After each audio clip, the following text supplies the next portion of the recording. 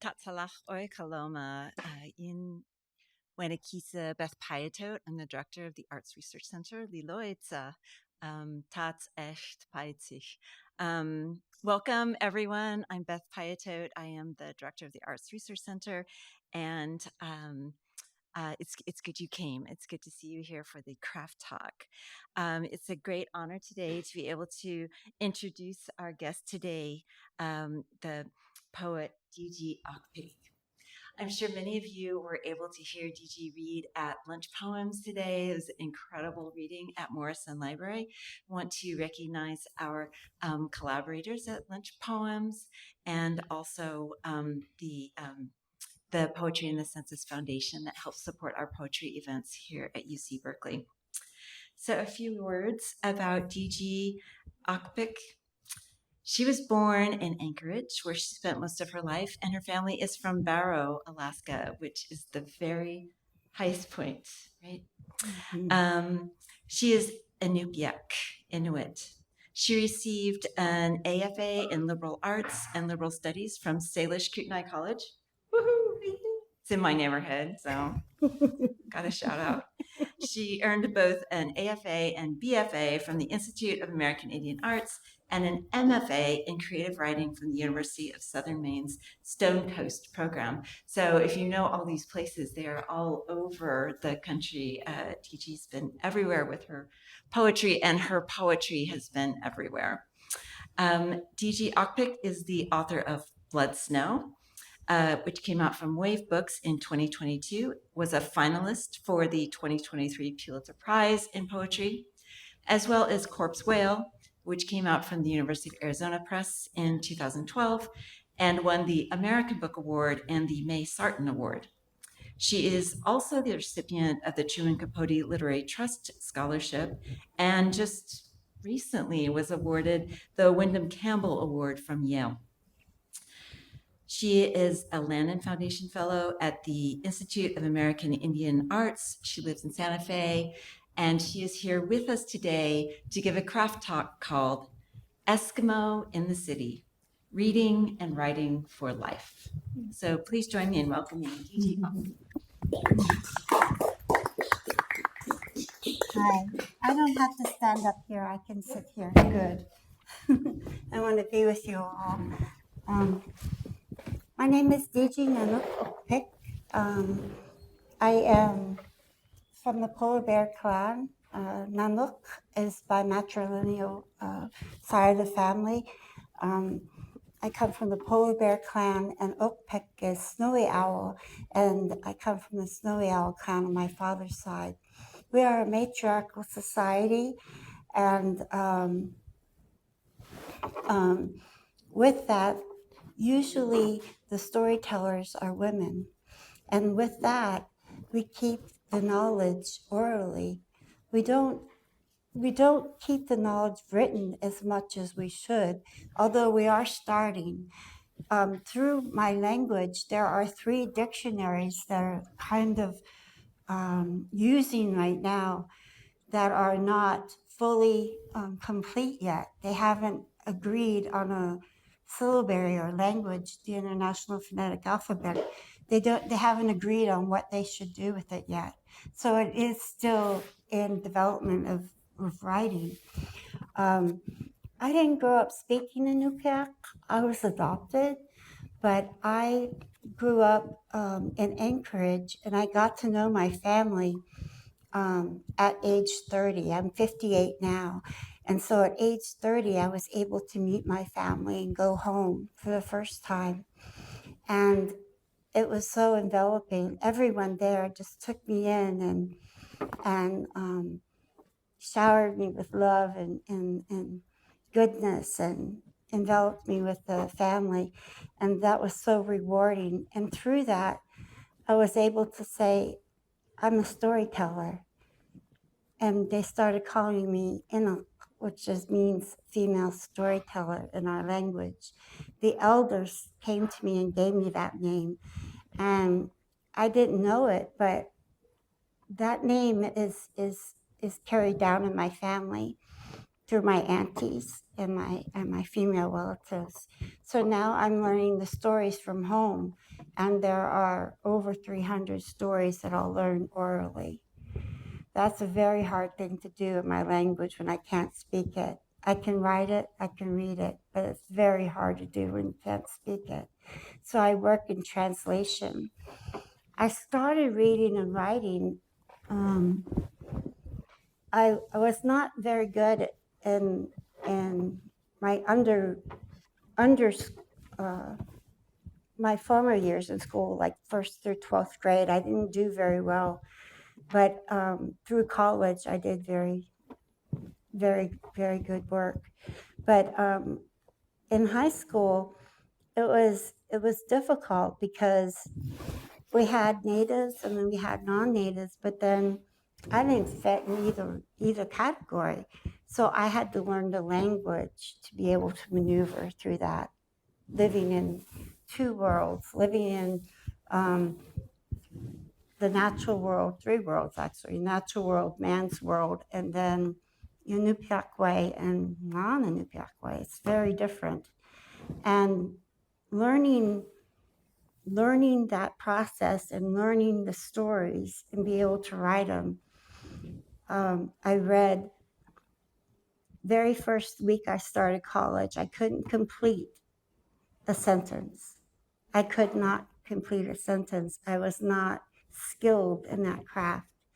In high school, I didn't learn how to write a complete sentence or thought.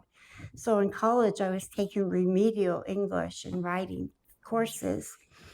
And what I found, the first thing I read my professor gave to me was the autobiography of Malcolm X. And Malcolm X learned to read and write in jail, incarcerated, by reading the dictionary. He read it from the first page all the way to the end. I thought to myself, my God, if he can do that, I can do this. I can do anything.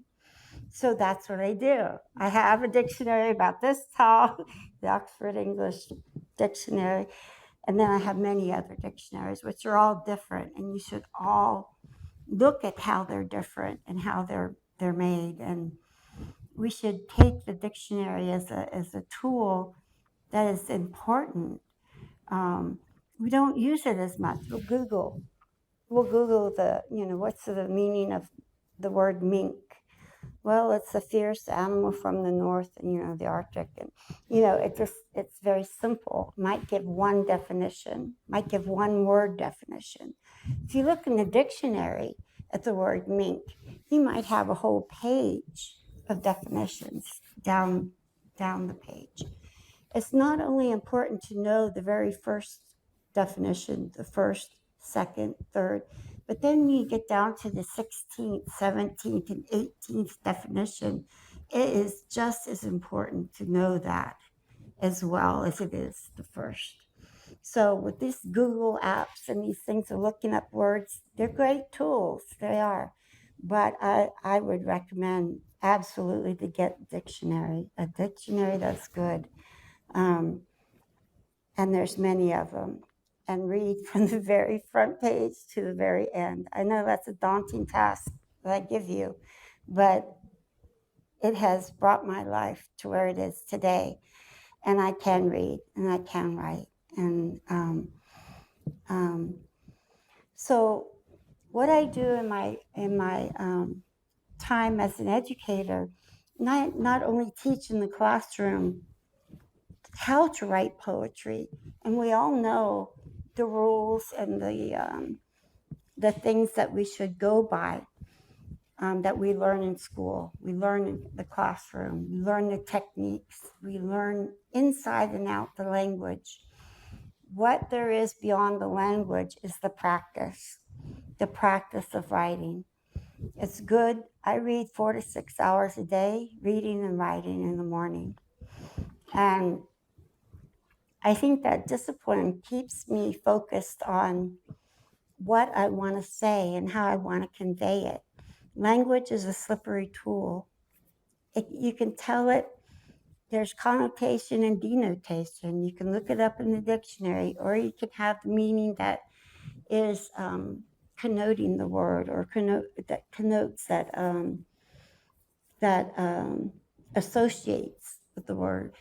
And the associations of a word, let's say mink, they're fierce, but they're also warm, and they're used as beauty to wear for women and men in their hats and their coats and things. But also dissect that word in many definitions, looks at it in many points of view, as if like the Polaris stars, there's a wire hanging from Polaris star, and there's a prism on there, and the light that shines through has many arrays of color. It's in those multifaceted ways of telling things slant and seeing things as a whole, but also seeing things in many points of view that you have to come to in writing and to learn from, to get the whole picture of what you want to convey to the reader. It's so important, your word choice. I'm a stickler for word choice because there is a word that means exactly what you're trying to say. If there isn't, you can use a group of words to convey what you want to say. In Inupiaq, we have one word. It might be, across the page, one word, but it is a whole paragraph in that word. So when I was studying at the Institute of American Indian Arts with Arthur Z., who is an alumni from Berkeley, a poet, he taught me how to read and write and look at Chinese and Japanese poetry in such a way that I could use the language and use the words and tell it slant. It's been said, tell it slant.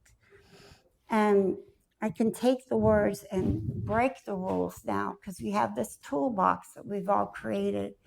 Take your tools one by one and use them like your dictionary. You want to have your favorite books of poetry, what you're reading now. You want to have many arrays to gather from and to research from. To even start to write a poem, for me, it's a journey.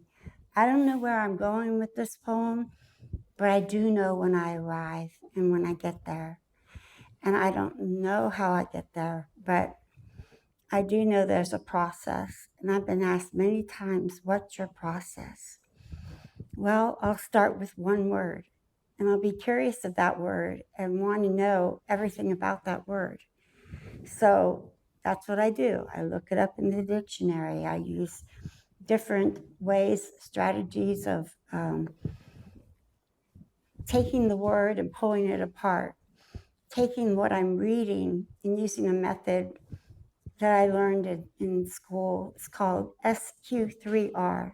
It means survey the reading, question the reading, recite the reading, review. SQ3R. Survey, question, read, recite, review. So you want to read it aloud, recite it aloud, and then review it. Then it stays in your long-term memory. And that's something that you can use. It's very simple. Survey, question, read, recite, review, to learn things and to keep them in your long-term memory. So you have this toolbox. So you're able to go in and use that tool. Another thing that I do with writing is that in the process is that I tend to look at the things that are on the peripheral, like what circles that word, what does that word, what is all its meaning define? In a native way, we don't think in a linear fashion so much. We think in maybe a circular motion or circumcollusion kind of, where things are all over. It's not linear. It's in clusters of time and space. And learning that way of seeing the peripheral is a magic. It's a magical kind of experience, because language, you can use it to twist and turn and tweak and convey what you need to, not what you should, but what you must say. What is urgent for you? What is the sense of urgency to the writing? What is that sense of wonder, awe, beauty, ugly, yucky, every emotion you can think of? What is that? What is that feeling you're trying to convey? In poetry, it's not so much logical as it is feeling. But with my work, I try to bring in all the realms: sociology, psychology, history, English as a language, Inupiaq as a language, how the language is used. We don't have an I, we don't have an ego in Inupiaq language. It's we, which is very different. That's one of the reasons why I always write in she/I, because it brings about the whole being of she and I, the voice of the I of the poem, the speaker, but also my voice and many other voices that are behind me, that are my ancestors, or the ones that came before us, the ones that are keepers of the knowledge, whatever walks of life they are, that's very important to know. I'm kind of at odds. I don't know why. I don't know what the goal is, but I'm trying to share the process, if that means anything. In my work, there's decorum, but there's a light-handed decorum. There's not a heavy-handed description or gingerbread or flowery kind of language. It's very direct and to the point, but it does have words around it, the periphery, that build upon the connotation and the denotation of the words. So starting with a word, it then develops into all of this huge paragraph of what it means. So then I look at everything of what it means and what's defined, and then I think about, okay, in the real world, how does this word work? What's the connotation? So I look at that and I develop that whole world. So with 2 paragraphs, let's say, of research, I've also created 2 paragraphs of written word and researched it. And when I research a word, it's not only the etymology of the word, where it came from, the history, but it is how it is used today in this light, in this space and time. And then how is it used in the past? Then you can take the language and bring it together, marry it, join it, and then you can break it apart. You can forget all your rules and all of the things you've learned in school, and then play. Let there be chance, let there be opportunity, risk. Imaginative risk is huge in poetry. Where is it going to go? Is it going to drop on the floor like a phone? Or is it going to nourish the planet with pure water? What is it that moves you in such a way that is going to make the writing jump from the page and envelop the reader enough to bring them into your world, to capture their attention, just to bring them into this one world for a moment, for just a brief moment of time. Then you can experience maybe something of what that person is going through or walking through in life. And I didn't start college until I was 30 years old. I was a hairdresser, and I wanted more. I wanted more. I knew I couldn't read very well or write very well. But that was a challenge for me. I was scared. I was very scared. And it was a big challenge. But I think that um, taking that challenge, taking the language, twisting it enough to bring it to the page. I work with at-risk youth kids as well, and in the arts. And um, when I teach them in the classroom, I say, bring your words to the page. When you bring them to the page, you're releasing them. You don't have to own them anymore. You don't have to own them. You can give it to the world, and then it's not yours to own. And that way, it's a release. It's a cathartic experience of releasing and healing. It's a process of using language as an art form to heal then what is needed. There's too much, there's not enough love and feeling in the world, I sense in today. When I left Santa Fe, they started to build the atomic bomb again in Los Alamos 2 days before I left. That was in the newspaper. And I mean, not to build the bomb, but to do more research and build more bombs. And so that was a really huge dynamic for me to experience, that they're actually gonna do this again. Haven't we learned? But that's where your voice can come in, and you can say what you feel, not what you should say, but what you must say about that, about that building weapons again of mass destruction, China and Russia bringing barges down through the Alaskan Bering Strait, which is only 60 miles from our shorelines of Russia and Alaska.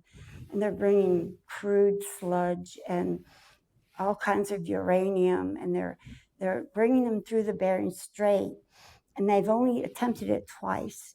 And now they've got 8 barges going through there, and they don't know where this nuclear waste is going. They don't know where this sludge is going. They don't know where this crude oil is going. They don't know. And it's just a matter of time, when it's gonna, a boat is gonna capsize or some uranium leak, and that's gonna, bring into the environment all the poison that we are experiencing in the waters and the oceans today. I mean, we have uranium deposits all throughout the Arctic where they just dumped uranium and they just left it. And no one knew about it for many years. But now it's coming to surface with global warming because these things are rising. The permafrost is melting the earth underneath the surface. It's frozen about 6 to 8 inches, I think. It's all melting. And so things are starting to rise. Mammoth bones, uranium, mastodon ivory, and mercury. There's these dynamics that are so, I want to say, pulling apart and putting back together. It's like a fissure, a pressure point of tectonic plates, just pulling apart and hitting and clashing. But we know this to be true in the world today. So how do we reconcile that as poets and writers? How do we bring to the page what we feel and what we must say? And I say, do it with every word you can, learn every word you can in the dictionary, and use it to your best ability in your everyday life, and use it for good, not building more nuclear arms, But I don't know. I want to do something different, open it up, and maybe ask someone, what would you like to know? I'm curious what you would like to know, because what I know and can share, is something that is unique and different, but so are you. We're all unique and different. We can all find the beauty in each other to have a source to write from, where you came from, who you are, and where you're going. But I want to open it up and ask if anybody has any questions or thoughts on writing, or what you would like to know about me or the work. Or yes, sure. How do you know when a poem is done? That's a good question. When you have that, when I think about when I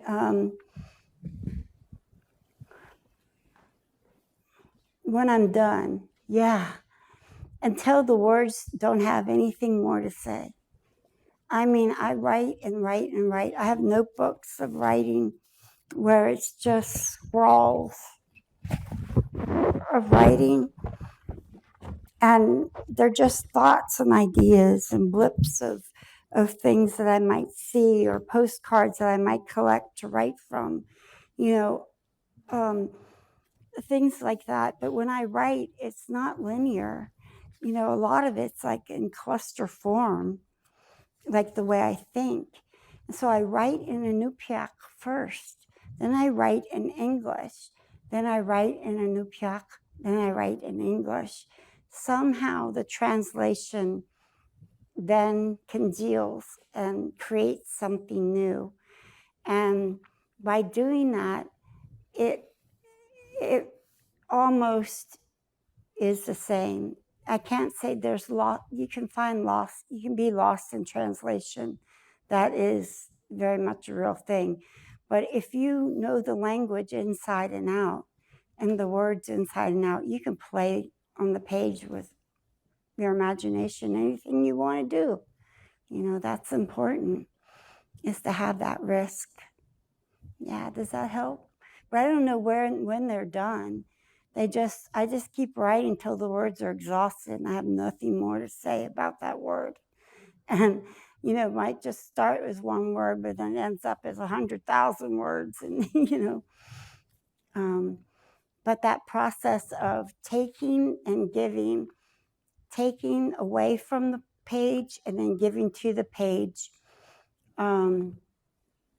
somewhere where the translation will bring to the world something new, make it new, as Rapound says, or said. And when you do that, the words have already been written before. They've all been said. How many times have we used the word "the"? Right? And so, how do we make that word new? Well, you have to have that peripheral vision and that point of view of multi points of view coming in at all directions. Translate, translate, translate. Words refer, defer, refer, defer. And so when you look at a word, it'll say in the dictionary, look also at, or it'll say you refer to or see this word. So it refers to another word. Every time you look in the dictionary, it'll refer you to another word. So when you think of language like that, you just keep referring and referring until there's nothing more to say. And I think that's kind of where the ending is. I usually find I write in the middle, and then I find the end in the beginning, later, much later. But in the middle is where the meat is, and then I write and it expands. And taking an idea, let's say, why, I don't know. Let's not do that. I don't have an idea. No, that's, yeah, I got flustered. I'm sorry. Does that answer your question a little bit? Okay. Anybody else? Yes, ma'am. So, what is your revision process like? Revision. Wow. Cut, cut, cut, edit, edit, edit. Look for clarity, conciseness, and you really, my editing process comes where I write too much and then I condense it down.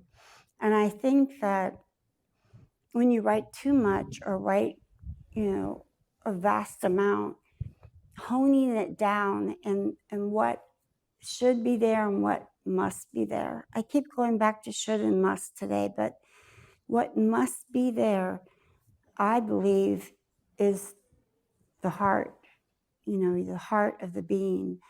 The language comes second. The story is there from the heart.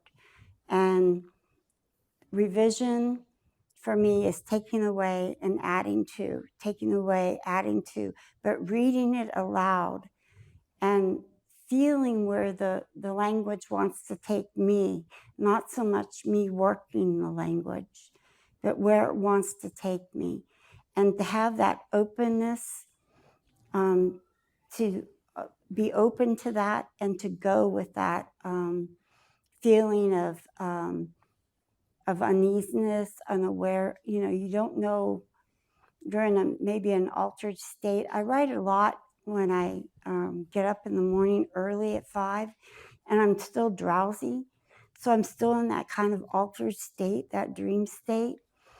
And somehow that brings in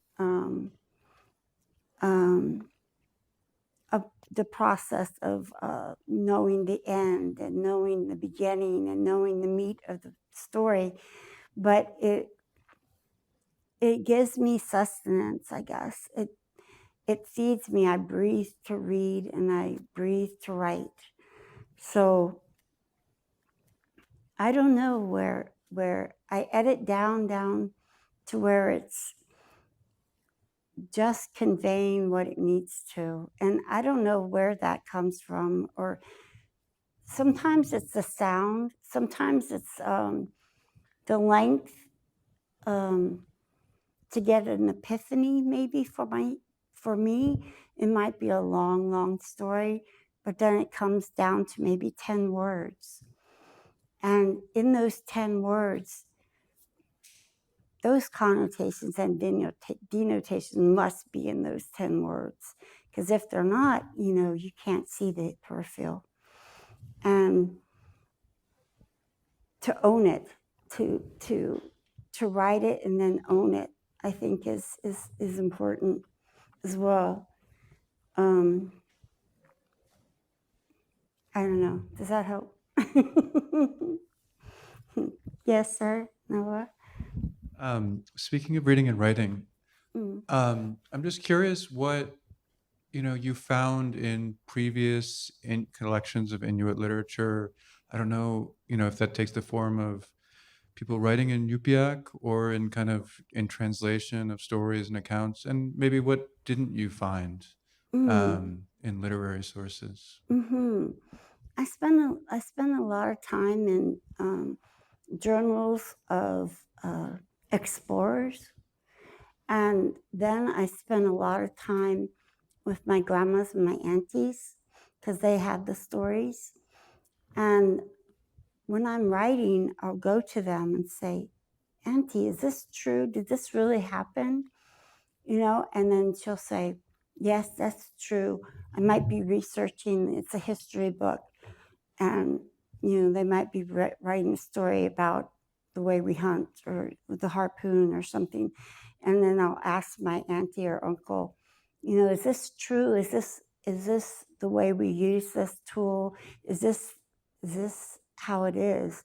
And they'll tell me usually, well, it's not quite that.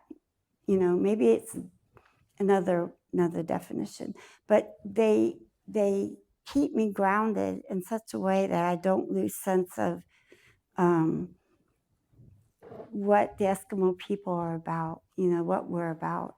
There's only 10,000 Inupiaq left in the world, and full bloods, and that's not very many when you think about it.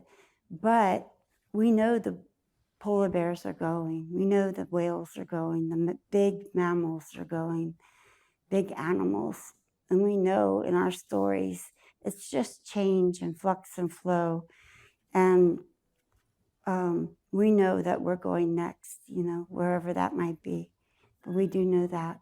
But going back to the question, and could you repeat it again? I'm sorry, I lost track of my thought.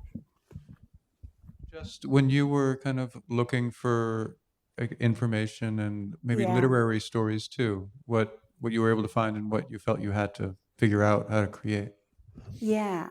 So reading the journals of explorers gives me a point of view of non-native thought, maybe, and then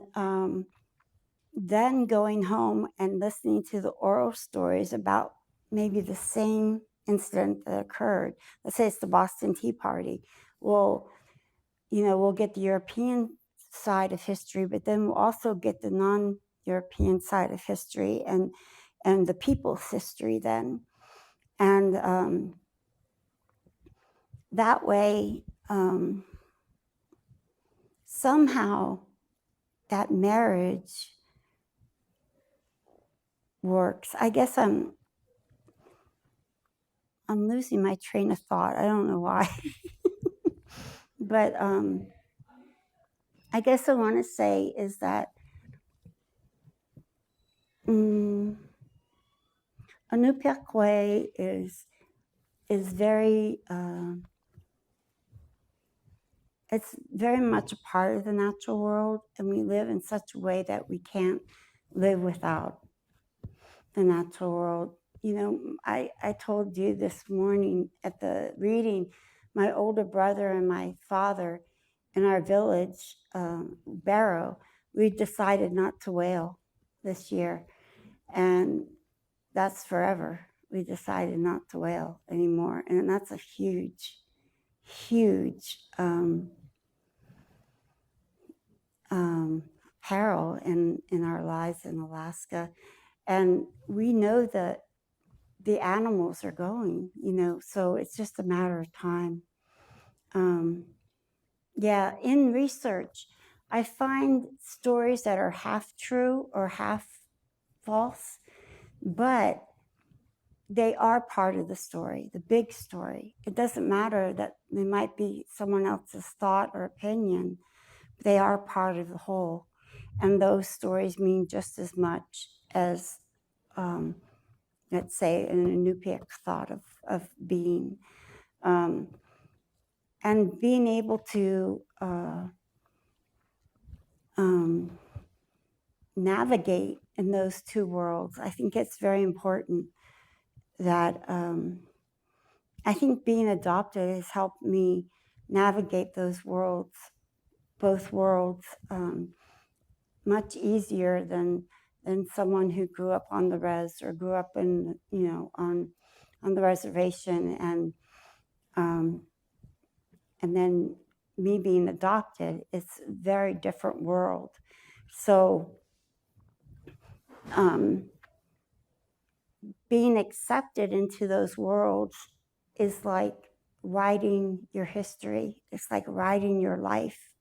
It's like breathing to write your life, or to read what others have read, what others have written, and to study that to make your own opinion on what you feel, that you believe.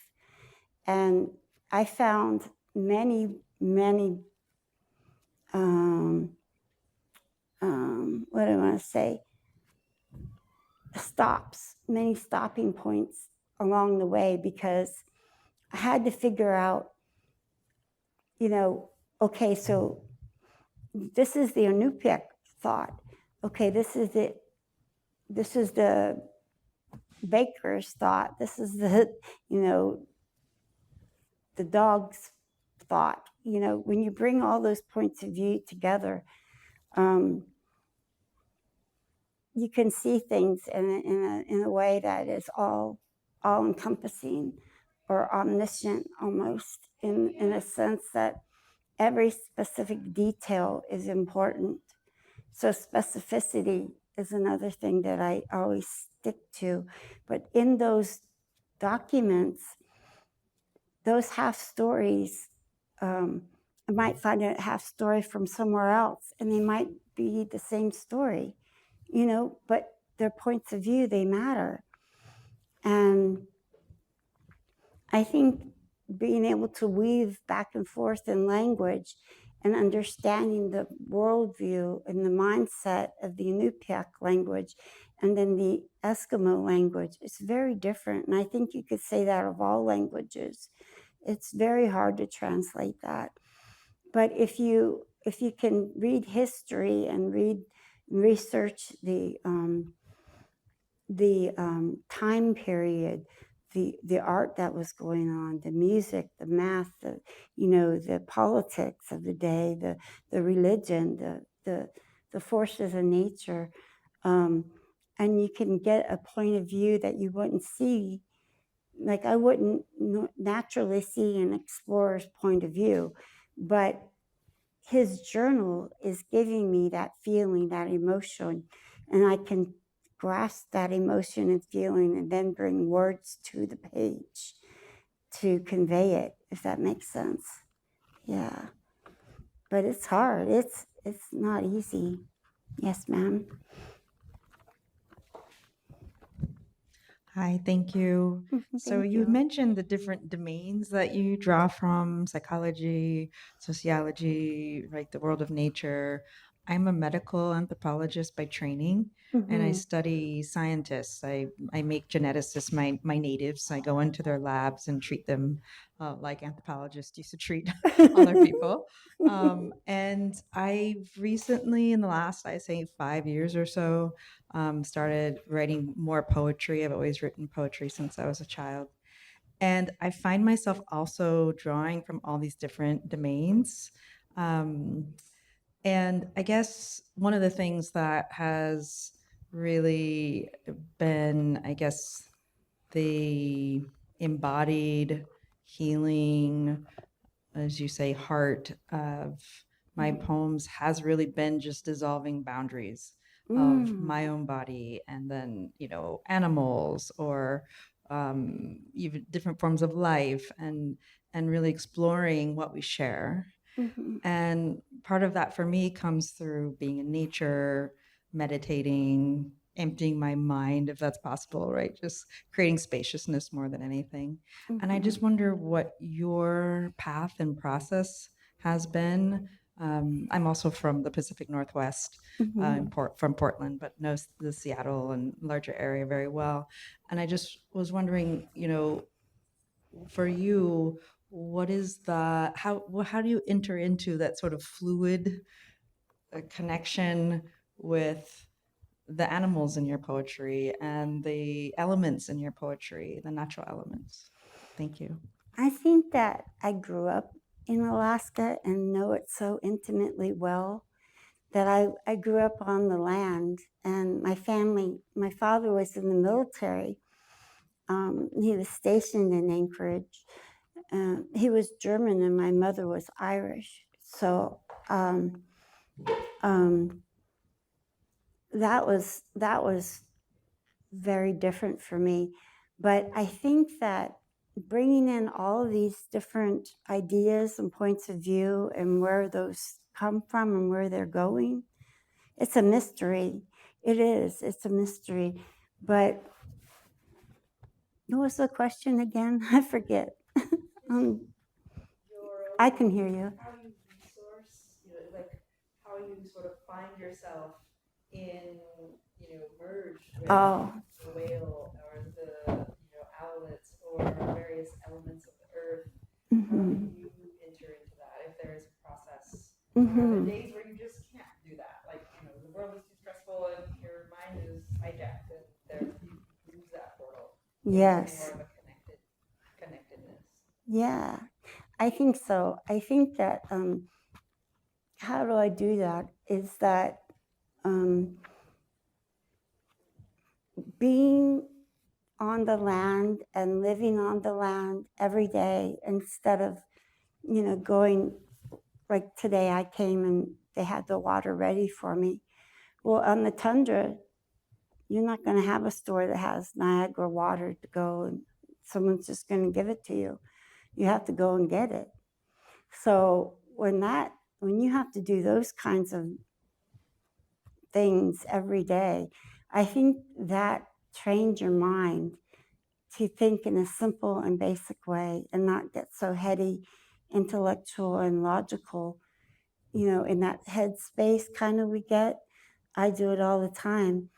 And being out, when you can go out and just experience and sit, let's say next to a babbling brook, just to experience that we are in commune with nature and we can release what the stresses of everyday life are like. And you can commune if you're there long enough and can let your spirit be, rest, not so much, just let it rest. And those things will come to you. You'll notice, maybe just a subtle wind will come and caress you, but you'll hear something in that wind. And you might say, oh, I'm going crazy, but I just heard that wind say, have a blessed day. Well, that wind probably did say that, and you've got to take that and use it to what you need to take for what you need and leave the rest, along the way for those who need it, I think. And you have to take what you need and the rest will come, just believe, have that faith and you'll commune with it. It'll come naturally. Mm-hmm. Mm-hmm. I think we have time for one last question. So I can. Thank you for your talk today and your time. I guess my question was on how you decide how your poems look visually on the page. And I suppose that means blank space or what those blank spaces mean to you, if they're always, deferment, or if it's like severance or splitting or things like that, I guess. And I guess more broadly, the role of the nonverbal, if it has a space, if it has a relationship with the words that end up on the page. Yeah, I think using the page as a field, Gary Snyder had a theory back then, and using the page as a field, you're using the space and the silence, but you're also using the space with sound. And so sound and silence, the attention to sound and silence is very important. Let's say you're using a lot of hard sounds, a lot of consonant sounds. You use those hard sounds, use them to accentuate, use the hard clack, clack, clack. You can hear that k, k, k.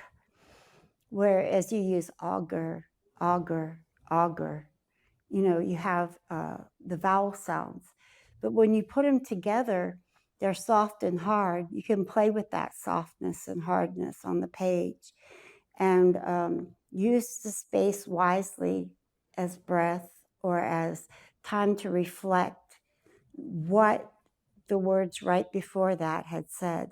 So let's say I have, cat, big space, dog.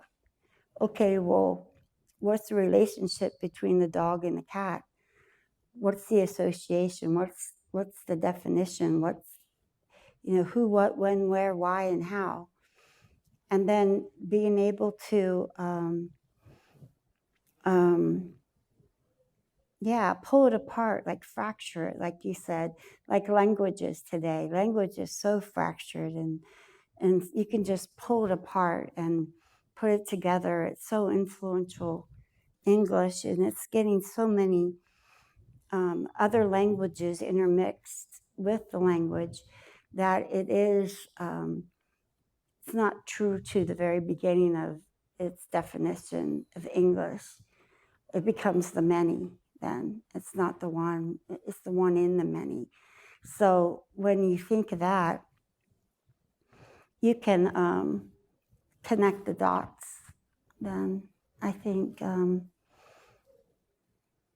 don't know, I have to ponder on that more, but I think that's a very good question, how you use space and on the page. But when I use it, it's a definite stop and silence and a time to reflect.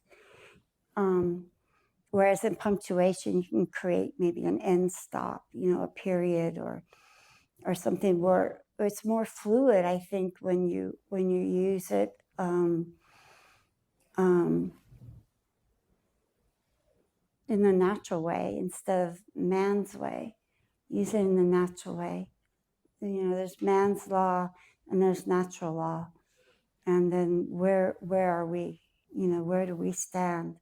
Somewhere in the middle, or as a part of it. What is our being? What must we say, not what we should say? Yeah. Those are perfect words to end on. Thank you so much.